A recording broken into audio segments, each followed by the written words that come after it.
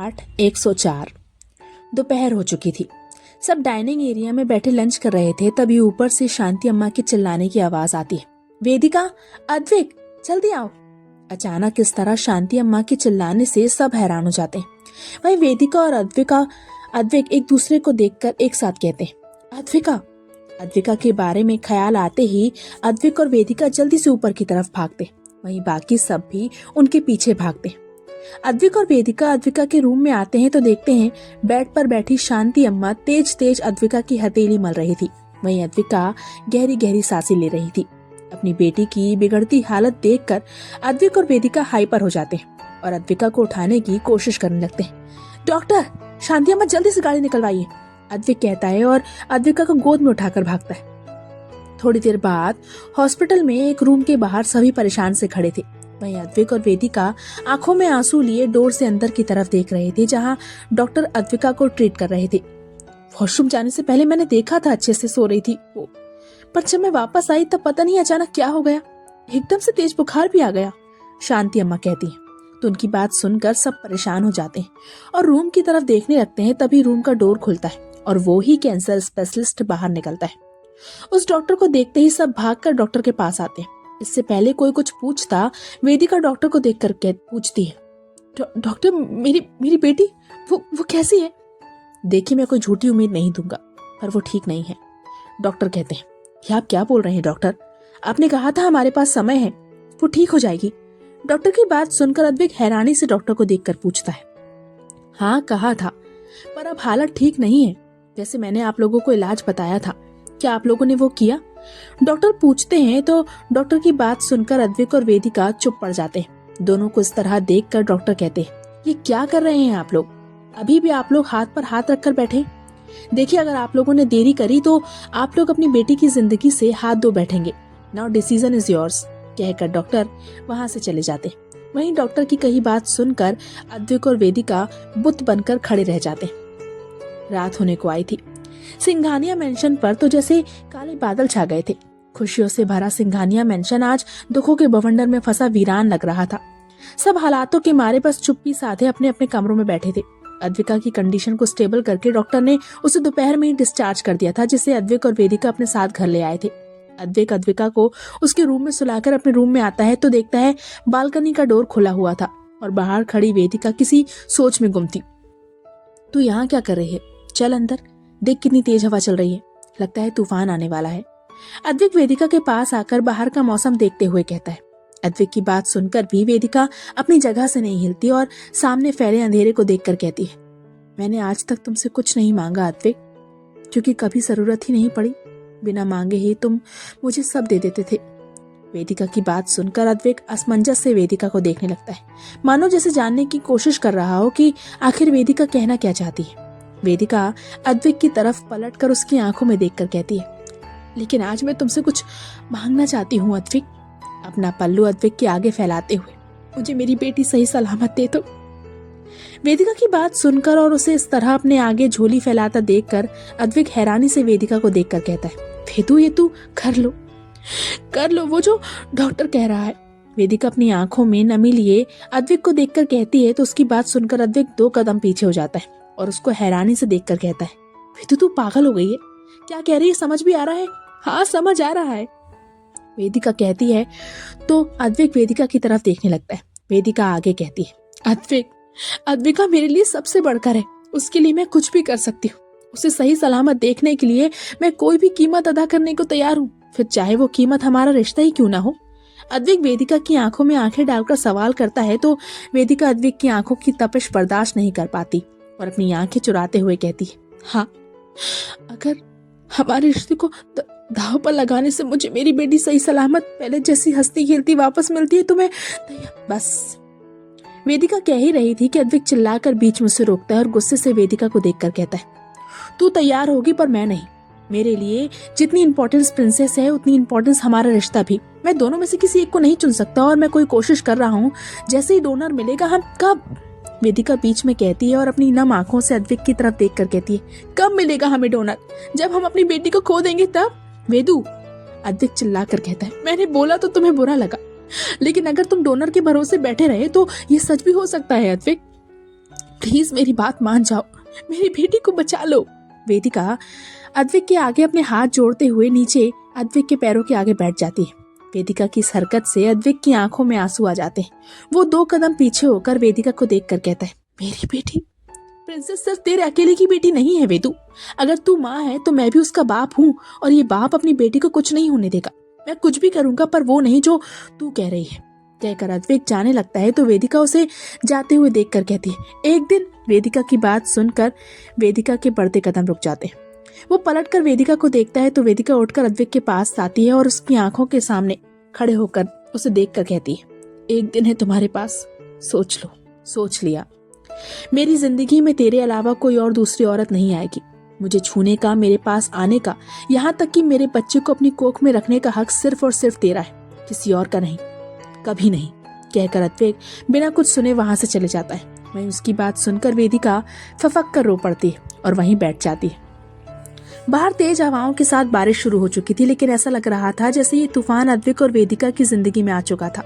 दोनों ही परेशान थे, दोनों ही अपनी बेटी को बचाना चाहते थे, लेकिन अलग अलग तरीकों से। न जाने क्या होने वाला था आगे। अद्विक की कही हर एक बात वेदिका के कानों में गूंज रही थी। अगर हालात अच्छे होते तो शायद अद्विक के शब्द वेदिका के लिए किसी चाशनी से कम नहीं होते। वो बहुत खुश होती, मगर अभी ऐसा नहीं था। अद्विक की बातों के बारे में सोचकर न जाने कितनी देर तक वेदिका वहीं जमीन पर बैठी रोती रहती, और ऐसे ही रोते रोते कब उसकी आंख लग जाती है पता ही नहीं चलता। अगली सुबह वेदिका अद्विका के लिए नाश्ता लेने नीचे आती है तो उसकी सूजी आंखें देखकर सब परेशान हो जाते, मगर कोई कुछ कह नहीं पाता। वेदिका, बेटा अद्विक उठा नहीं है क्या, देखा नहीं वो? देवेंद्र जी पूछते हैं तो वेदिका परेशान हो जाती है। वो खुद भी अद्विक को ढूंढ चुकी थी पर अद्विक कहीं नहीं था।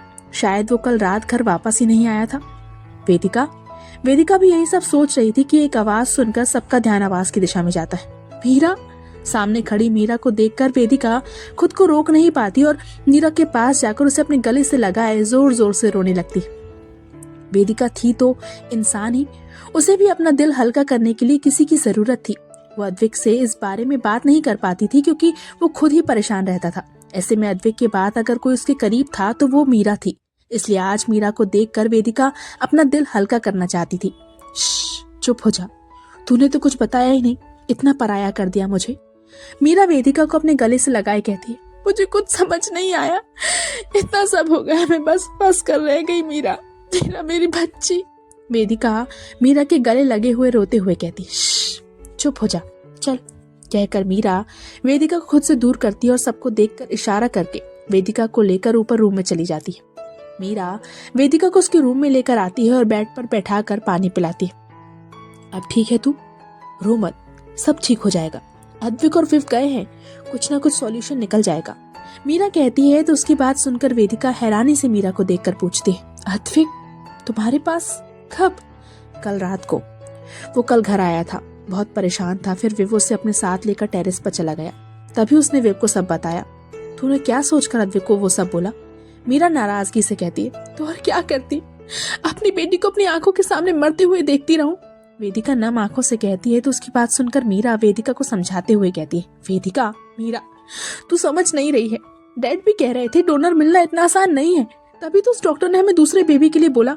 मीरा, मैं अपनी बेटी को किसी भी हालत में ठीक करना चाहती हूँ, फिर भले ही मुझे इसके लिए कुछ भी करना पड़े। वेदिका मीरा की बात काटकर बीच में कहती। वेदिका की बात सुनकर मीरा उसे एक बार फिर समझाने के उद्देश्य से कहती, पर वेदिका, नहीं मीरा, तू कुछ मत बोल, बस अद्विक को समझा। वेदिका कहती है तो मीरा कुछ कह नहीं पाती। शाम हो चली थी। मीरा और वेदिका अद्विका के पास बैठे हुए थे। जहां मीरा अद्विका के साथ बेड पर बैठी ड्राइंग कर रही थी, वहीं वेदिका अपनी लाडो को देखकर किसी सोच में गुम थी। तभी लावण्या वहां आती है। वेदिका, लावण्या पुकारती है तो वेदिका अपनी सोच से बाहर निकलकर लावण्या को देखती है और फिर उसके लगेज को देखकर कहती है, लावण्या ये सब? वो मेरा हाथ अब ठीक हो चुका है तो मैं वापस जा रही हूँ। लावण्या कहती है, वापस? लावण्या की बात सुनकर वेदिका एकदम से खड़े होकर कहती है तो अद्विका और मीरा उसे देखने लगते हैं। वेदिका खुद को शांत करती है और लावण्या का हाथ पकड़कर उसे अद्विका के रूम से अपने रूम में लेकर आती है और एकदम से कहती है, तुम अभी नहीं जा सकती लावण्या। पर क्यों वेदिका?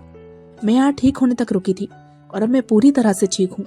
वेदिका की बात सुनकर लावण्या हैरानी से कहती है, हाँ पर अब हालात ठीक नहीं है, मुझे तुम्हारी मदद चाहिए लावण्या। वेदिका नम आंखों से लावण्या को देखकर कहती है। मदद? कैसी मदद? लावण्या असमंजस से कहती है। अद्विका को ठीक करने में मुझे तुम्हारी मदद चाहिए। वो डॉक्टर ने कहा है कि अद्विका को ट्रांसप्लांट से ठीक हो सकती है।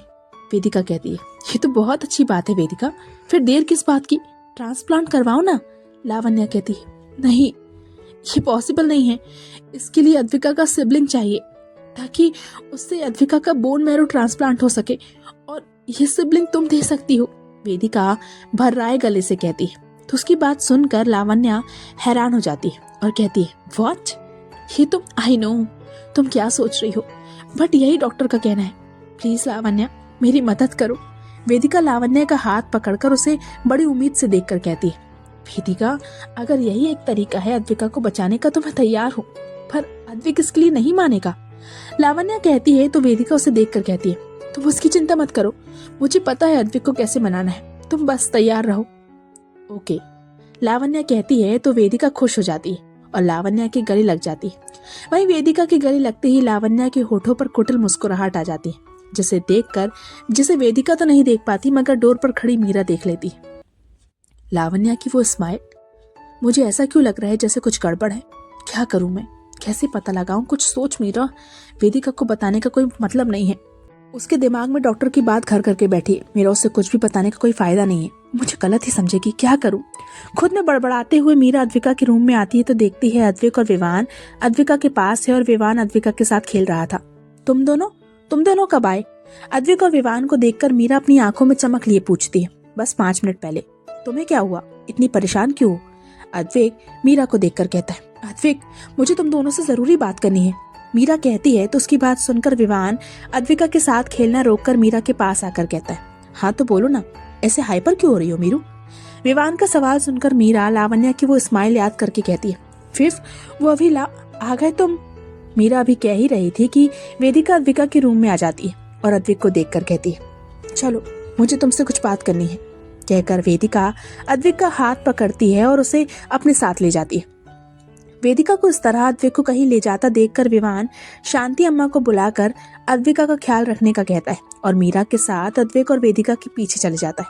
वेदिका अद्विक को लेकर अपने रूम में आती है और उसे देखकर पूछती है, क्या फैसला लिया तुमने? वेदिका का सवाल सुनकर अद्विक उसे देखता है और अपना हाथ छुड़ाकर कहता है, मैंने अपना फैसला कल ही तुझे बता दिया था। अद्विक, तुम समझ क्यों नहीं रहे हो? अद्विका को बचाने का यही एक रास्ता है। तुम इतनी कोशिश कर रहे हो ना, क्या हुआ, मिला कोई डोनर? अद्विक की बात सुनकर वेदिका कहती है, वेदू, मैं कोशिश कर रहा हूँ। आज डॉक्टर ने कुछ लोगों से बात की है, जल्दी हमें कोई ना कोई डोनर मिल ही जाएगा। अद्विक कहता है तो वेदिका चिढ़कर कहती है, जल्दी?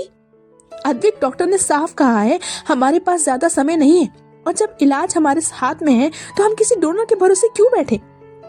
वेदिका की बात सुनकर अद्विक अपना मुंह फेर लेता है। ये देखकर वेदिका अद्विक का चेहरा अपने हाथों में थामकर उसे अपनी तरफ करके शांति से उसे समझाते हुए कहती, अद्विक देखो, मेरी बात मानो, मैं खुद तुम्हें कह रही हूँ कि तुम लावण्या के साथ, बस तुझे एक बार की बात समझ नहीं आती? मैंने कहा ना, मैं वो नहीं करूंगा। अद्विक गुस्से से वेदिका का हाथ झटक कर कहता है तो वेदिका भी चिल्ला कर कहती है, हाँ तो मैंने भी कहा है, तुम्हें वो करना ही पड़ेगा। अद्विक देखो, मैंने लावण्या से भी बात कर ली है, वो हमारी मदद करने के लिए तैयार है। What? Vidu, are you mad? तूने किससे पूछकर उस औरत से बात की? तूने ये अच्छा नहीं किया। वेदिका की बात सुनकर अद्विक गुस्से से चिल्लाता है, मैंने अच्छा नहीं किया? अरे मैं तो हमारी बेटी को बचाने की कोशिश कर रही हूँ, तुम हो कि मानना ही नहीं चाहते। वेदिका कहती है, और मैं मानूंगा भी नहीं। जो तू चाहती है ना, वो मैं कभी नहीं करूंगा। अद्विक कहता है, ये तुम्हारा आखिरी फैसला है? वेदिका अद्विक की आंखों में आंखें डाले पूछती है, हाँ।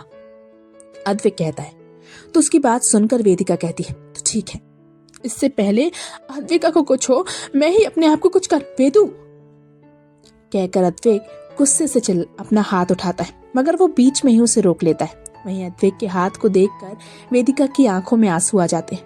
वहीं रूम में आ रहे विवान और मीरा जल्दी से अद्विक के पास आते हैं। अद्विक क्या कर रहा है, पागल हो गया है? किसी तीसरे की वजह से तुम अपनी वेदू पर हाथ उठाएगा? विवान अद्विक पर चिल्लाता है, तो और क्या करूं वेव, ये समझना ही नहीं चाहती। समझा कर थक चुका हूँ कि मेरी जिंदगी में इसकी जगह कोई नहीं ले सकता, पर यह है कि उस औरत को हमारे बीच में ला रही है। अद्विक कहता है और गुस्से से अपने उसी हाथ को दीवार पर दे मारता है। ये देखकर वेदिका एकदम से घबरा जाती है और अद्विक का हाथ पकड़कर उस पर चिल्लाते हुए कहती है, अद्विक पागल हो गए हो क्या? ऐसे कोई खुद को चोट पहुंचाता है क्या? दिखाओ मुझे। कहकर वेदिका अद्विक का हाथ देखने लगती है। ये देखकर अद्विक अपनी आंखों में आंसू लिए कहता है, मुझे माफ कर दे वेदु, मैं तुझ पर तुम गलत नहीं हो अद्विक, तुम अपनी जगह बिल्कुल सही हो। वेदिका नम आंखों से अद्विक को देखकर कहती है, तो अद्विक उसे खींचकर अपने सीने से लगा लेता है और कहता है, तो फिर अपनी इसे छोड़ देना वेदु, हरगिज नहीं। कहकर वेदिका अद्विक से दूर होती है और उसका हाथ अपने सर पर रखकर अद्विक की आंखों में देखकर कहती है, होटल ब्लू मून में मैंने कल तुम्हारे और लावण्या के लिए एक हनीमून स्वीट बुक किया है। कल टाइम से पहुंच जाना, वरना परसों मेरी लाश तुम्हारे सामने होगी वेदु। वेदिका की बात सुनकर अद्विक अपना हाथ वेदिका के सिर से हटाकर उसे गुस्से से देखता है, मगर इससे पहले वो कुछ बोलता वेदिका अपनी आंखों में आंसू लिए वहां से चली जाती है। वहीं अद्विक गुस्से से रूम का सामान इधर से उधर फेंकने लगता है। अद्विक रुक जा, क्या कर रहा है यार? अद्विक को इतने गुस्से में देखकर विवान उसे रोकते हुए कहता है, तो और क्या करूं? हमेशा सबसे जीतने वाला अद्विक सिंघानिया आज अपने ही वेदु से हार गया यार। उसे समझ नहीं आ रहा है वो कर क्या रही है, मैं उसे नहीं खो सकता। अद्विक आंखों में आंसू लिए विवान को देखकर कहता है, शांत हो जा अद्विक, ठंडे दिमाग से काम ले, सोच आखिर कहाँ तू गड़बड़ कर रहा है। अचानक इतनी बड़ी सिचुएशन यूं ही तो नहीं खड़ी होगी ना। विवान कहता है तो अद्विक इस बारे में सोचने लगता है। वहीं छत पर वेदिका अपने फोन में टॉर्च चलाए चुपचाप आंसू बहा रही थी। उसके लिए भी ये सब आसान नहीं था। अद्विक उसकी जिंदगी था और इस तरह से अद्विक को किसी और को सौंपना वेदिका के लिए बहुत मुश्किल था। लेकिन फिर भी अद्विका की जिंदगी के लिए वेदिका ने इस मुश्किल फैसले को अपने दिल पर पत्थर रख कर लिया था। वो बात अलग थी कि इस फैसले को लेने के बाद वेदिका अंदर ही अंदर घुट रही थी। जहाँ इस समय उसे खुश होना चाहिए था, वो अंदर ही अंदर टेंशन में जी रही थी। इस समय जब उसे अद्विक की सबसे ज्यादा जरूरत थी, वो सचमुच अकेली पड़ गई थी। पूरी रात वेदिका की यूं ही आंखों में ही कट गई थी। अगली सुबह वेदिका नीचे आती है और सीधे लावण्या के रूम में चली जाती है। तो वेदिका को रूम में देखकर लावण्या कहती है, वेदिका तुम यहाँ? हाँ, वो मैं ये बताने आई थी कि होटल ब्लू मून में मैंने रूम बुक किया है, तुम टाइम से पहुंच जाना। वेदिका अपने आप को संभाले कहती है, क्या अद्विक मान गया? वेदिका की बात सुनकर लावण्या पूछती है। वेदिका दबी आवाज में कहती है, सचमुच? ये तो बहुत बड़ी बात हो गई। आखिर कैसे मनाया तुमने? लावण्या हैरानी से वेदिका को देखकर पूछती है। कसम दी है मैंने उसे, और इतना तो मैं अपने अद्विक को जानती हूँ, वो चाहकर भी मेरी कसम नहीं तोड़ेगा। खैर, तुम तैयार हो जाओ, वेदिका कहती है। तो लावण्या कहती है, हाँ मैं तो तैयार हूँ, पर वेदिका अपनी भौहें चढ़ाए लावण्या को देखकर पूछती है, मैं सोच रही थी तुम्हारी इतनी मदद कर रही हूँ, पर बदले में मुझे क्या मिलेगा?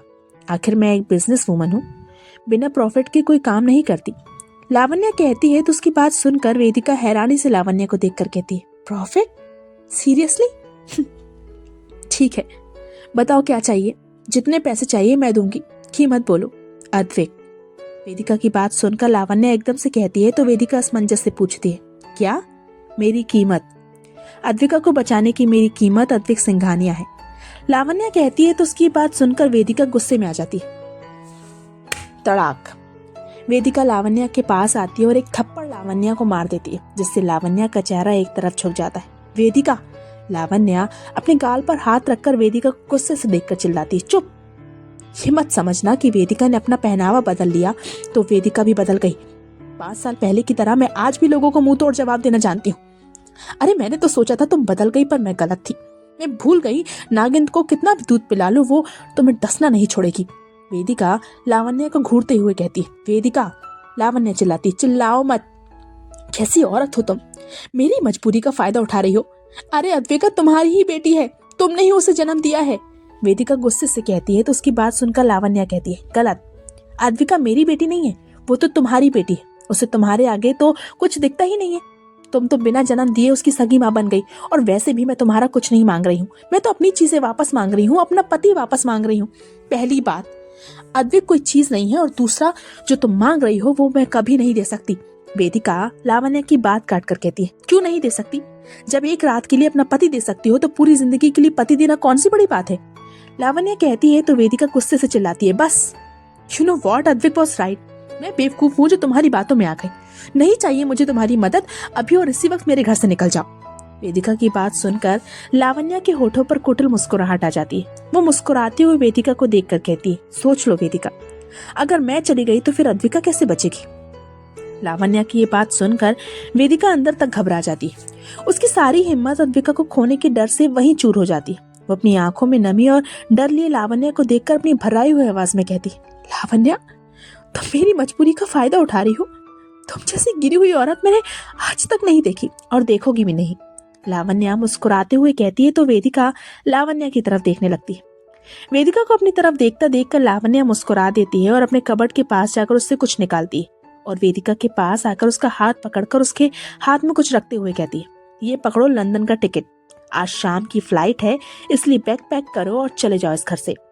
लावण्या की बात सुनकर वेदिका हैरानी से कहती है, ये सब तुमने पहले से ही? ऑफ कोर्स, अब इतना तो जानती हूँ कि तुम कुछ बोलो और अद्विक वो ना करे, ऐसा तो हो ही नहीं सकता, इसलिए मैंने पहले से ही सारी प्रिपरेशन कर ली थी।